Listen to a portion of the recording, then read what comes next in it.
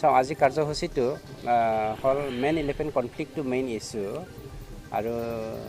ভাৰত স্বাধীন হোৱাৰ পাছত যোৱা ৩৫ বছৰে আমি মেন ইলেফেণ্ট কনফ্লিক্টটো আমাৰ বড়োলেণ্ড অঞ্চলত বেছিকৈ দেখিবলৈ পাইছোঁ তাৰে যোৱা ১৭ বছৰৰ যি সমস্যা এই সমস্যাটো মানে অকল্পনীয় যাক আমি ধাৰণাই কৰিব নোৱাৰি যে মেন ইলেফেণ্ট কনফ্লিক্টৰ দ্বাৰা আমাৰ যি জীৱন আৰু সম্পত্তি নষ্ট আমি হ'ব লগা হৈছে আৰু আতংক এটা জাগিছে আমাৰ এই সমাজখনত কিন্তু বহুত মানুহে আজি আমাৰ ফৰেষ্ট ডিপাৰ্টমেণ্টত দুখিব বিচাৰে এটা ইমান ডাঙৰ এৰিয়া ৰেঞ্জ যি ৰেঞ্জত আমাৰ 12জনো আমাৰ মেন পাৱাৰ নাই সেই মেন পাৱাৰ নথকা ৰেঞ্জ অফিচে বা আমাৰ ফৰেষ্ট অফিচে বা ফৰেষ্টাৰসকলে বা ৰেঞ্জাৰ বা ডিএফঅ'ই ইমানখিনি ডাঙৰ এৰিয়াক যে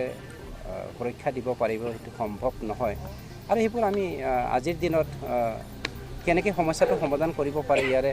আমি সমাধানৰ সূত্ৰ ওলাইছোঁ আৰু যোৱা দিনবোৰত আগৰ চৰকাৰবোৰে যিয়ে নকৰক বা কৰক সেইটো আমি আকৌ এটা ৰিপিট কৰি পেলাই আমাৰ মাজত কনফ্লিক্ট আনিব বিচৰা নাই কথাটো হ'ল আগৰ দিনত হ'ল বুলি আমি আগৰ দিনৰ নিচিনাই হ'বলৈ দিব বিচাৰিছোঁ সেইটো নহয় আজিৰ দিনত আমি সমাধানটো বিচাৰিছোঁ আমি বিটিআৰ চৰকাৰে য'ত নেকি আমি অল অভাৰ বিটিআৰ য'ত মেন ইলেফেণ্ট কনফ্লিক্টটো বেছি হৈ আছে তাৰে 133 কিলোমিটাৰ আমি সোলাৰ ফেন্সিং দিব বিচাৰিছে আজি প্ৰথম ইয়াতে উদ্বোধনী কৰিছোঁ আৰু ইয়াৰ দ্বাৰাই আমাৰ যি কনফ্লিক্ট এই কনফ্লিক্টটো সমাধান কৰিব পাৰে বুলি আমাৰ আশা এটা আছে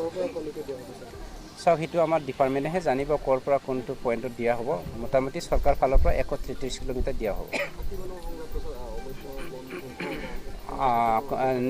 ডেফিনেটলি সেইটো অবৈধ বন ধ্বংস অবৈধ বালি খনন আৰু কিবা পাথৰ খনন এইবোৰৰ পৰাই হৈ গৈছে কিয়নো আপুনি চাওক 20 বছৰৰ আগত যদি আমাৰ বড়োলেণ্ড অঞ্চলটো আপুনি ষ্টাডি কৰে জানিব বড়োলেণ্ডৰ নিচিনাকৈ এভাৰগ্ৰীণ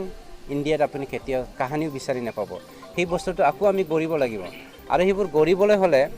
আমি সকলোৱে ইউনাইটেড হ'ব লাগিব সমাজত সজাগতা আনিব লাগিব ফৰেষ্ট ডিপাৰ্টমেণ্টে কোনোবা ডিএফঅ'ই কোনোবা ৰেঞ্জাৰে ইয়াত অকলে পাৰিব সেইটো নহ'ব ইএম হিচাপে আপোনাৰ ইএম দাৱাইছা বৰে যে অকলে পাৰিব সেইটো আপোনালোকে ভাবিব নালাগে আমি সকলোৱে সজাগ হ'ব লাগিব আৰু এই সজাগতাটো বিচাৰি আমি আজি আহিছোঁ